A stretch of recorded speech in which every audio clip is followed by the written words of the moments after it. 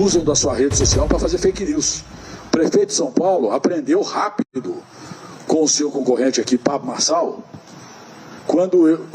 que era o campeão das fake news e da falsificação de documento público, quando ele fez uma fake news dizendo que nós estávamos tratando da renovação da distribuição da Enel. Os laudos que nós estamos recebendo e que vão ser, no momento adequado, depois de conferido, porque nós temos responsabilidade com o Brasil, porque o Brasil voltou a discutir os problemas reais da sociedade.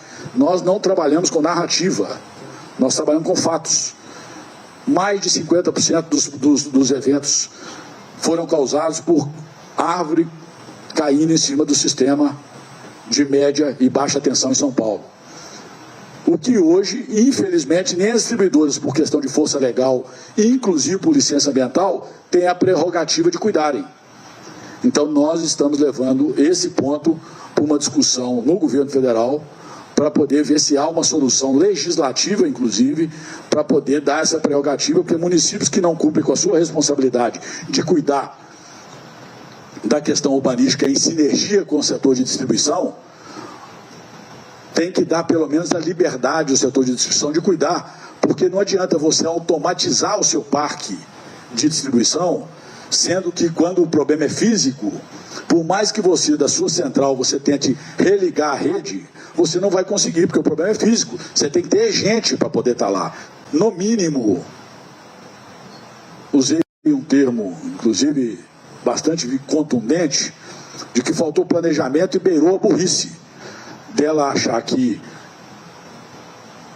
ampliar e modernizar para diminuir gente, sem se preocupar com a questão urbanística que está muito aquém do necessário na capital paulista e em alguns municípios da região metropolitana, que ela ia resolver o problema. Então ela diminuiu gente para aumentar o lucro dos acionistas, e é outro ponto que eu tratei no decreto de distribuição com responsabilidade. Se os senhores notarem e se debruçarem sobre o decreto, os senhores verão que eu limitei a distribuição de lucro ao mínimo legal, quando a distribuidora não apontar soluções objetivas para resolver o problema da distribuição à altura dos índices de eficiência, e é inadmissível as fake news. E eu tenho tido a coragem de enfrentar a realidade. A realidade é que nós vivemos um momento de transição. O que é essa transição? Nós tivemos um vácuo de poder no Brasil. 4 anos, o Brasil foi o Brasil das narrativas.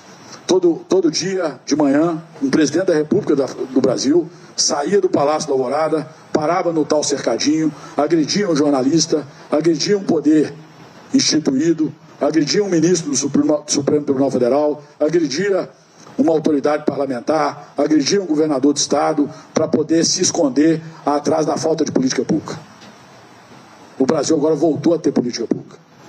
Voltou a ter um ministro da Casa Civil que despacha com todos os ministros de Estado, coordenando o governo. Voltou a ter um ministro de Minas e Energia que dialoga com a imprensa. Voltou a ter um ministro de Minas e Energia que cobra do órgão regulador a sua responsabilidade, que inclusive não está sendo cumprida à altura. A prova disso é a omissão do seu diretor-geral que está ausente.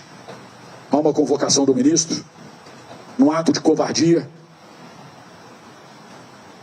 Diga-se de passagem, é importante que a imprensa acompanhe a implementação de política pública através de decreto e medidas provisórias editadas pelo presidente da República, que é de obrigação da agência reguladora implementar? Ou não é? Eu acho que cabe aos órgãos de controle, CGU, TCU, Ministério Público, estarem mais atentos ao cumprimento das responsabilidades da ANEEL. Me perguntam, a sociedade pode perguntar para os senhores: mas a ANEEL mudou o governo, por que não mudou a ANEEL? Porque a lei das agências prevê mandato. O presidente do Banco Central ficou, o mandato dele termina no final do ano. Ainda bem, graças a Deus, termina no final do ano e nós vamos ter responsabilidade do Banco Central com os juros do país. Os diretores da ANEEL foram indicados pelo governo anterior. E todos têm padrinho. E se os senhores procurarem saber, vocês vão descobrir claramente quem é o padrinho de cada um. E aí nós ficamos à mercê da vontade deles de cumprir a sua obrigação de implementar decretos presidenciais e medidas provisórias com força de lei. Chega a ser absurdo deles questionarem o cumprimento de decisão judicial. Então isso precisa ser dito, está sendo dito. Eu acho que mesmo que não gere frutos imediatos, a coragem de dizer isso, que é rara no Brasil, em certo momento, vai gerar frutos positivos a favor de brasileiros e brasileiras, e é isso que nos interessa. Então, vamos separar por fato. Fato é que o presidente Lula, preocupado com o povo de São Paulo, me determinou que viesse aqui e fizesse uma força-tarefa para restabelecer no tempo mais curto possível a energia do povo de São Paulo. Tendo, sim, respeito com o povo de São Paulo. Falando sério. Preocupado independente da causa, em buscar a solução. A palavra de ordem agora é resolver o problema, solução. No segundo momento, é discutir planejamento para melhorar a qualidade ainda das distribuidoras. Se todas elas tivessem já com contratos modernos, que é o que nós vamos chamar a partir da hora que assinaram os contratos adequados ao decreto de distribuição, com absoluta convicção, nós não estaríamos vivendo em São Paulo. Ou então a penalização seria perda do contrato de caducidade. Foi o que eu determinei à ANEEL através de um ofício que está público, há 8 meses atrás, 7 meses atrás, e a ANEEL nada fez. Se tivesse um contrato de caducidade sob a empresa, absoluta convicção que ela não estaria tão negligente como infelizmente ainda está com relação à qualidade de serviço em São Paulo. Devia ter um processo aberto em apuração, no mínimo, se não já concluído, e remetido ao Ministério, para as providências cabíveis. É uma fantasia, uma mentira e uma fake news falar em renovação da distribuidora de São Paulo. A distribuidora de São Paulo, repito, o contrato dela vence em 2028.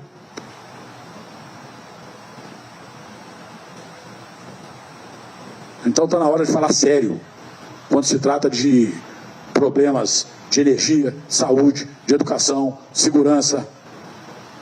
Está na hora de cobrar dos governantes, tratar problemas da sociedade com clareza, com franqueza.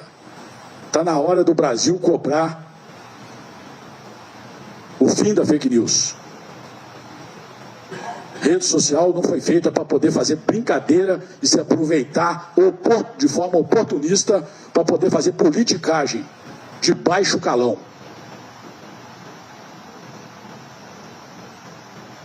Eu sou extremamente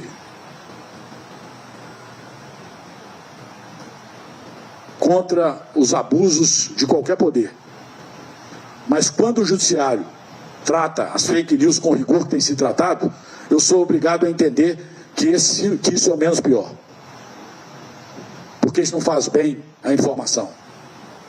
Quando um dos senhores e das senhoras que fazem jornalismo, o fazem e escrevem um nome numa matéria, os senhores estão sujeitos à responsabilidade civil e criminal pelo que escrevem. Quando alguém lança na sua rede social ou numa fake news distribuída apócrifa, nada é feito. E o que eu vi ontem foi uma fake news oficial do prefeito da capital da maior metrópole do Brasil. Com tristeza, porque eu recebi ele no meu gabinete a pedido da bancada do PMDB com o maior respeito. E quando eu recebi, as providências já estavam tomadas, o meu ofício estava na ANEEL pedindo abertura de processo rigoroso contra a Enel, inclusive com a possibilidade real de abertura de processo de caducidade. E ele sabe disso. É resolver o problema, solução. No segundo momento, é discutir planejamento para melhorar a qualidade ainda das distribuidoras. Se todas elas tivessem já com contratos modernos, que é o que nós vamos chamar, a partir da hora que assinaram os contratos adequados ao decreto de distribuição, com absoluta convicção, nós não estaríamos vivendo em São Paulo. É uma fantasia, uma mentira, uma fake news falar em renovação da distribuidora de São Paulo. A distribuidora de São Paulo, repito, o contrato dela vence em 2028. Então está na hora de falar sério quando se trata de problemas de energia, saúde, de educação, segurança. Está na hora de cobrar dos governantes tratar problemas da sociedade com clareza, com franqueza. Está na hora do Brasil cobrar o fim da fake news. Rede social não foi feita para poder fazer brincadeira, se aproveitar de forma oportunista para poder fazer politicagem de baixo calão.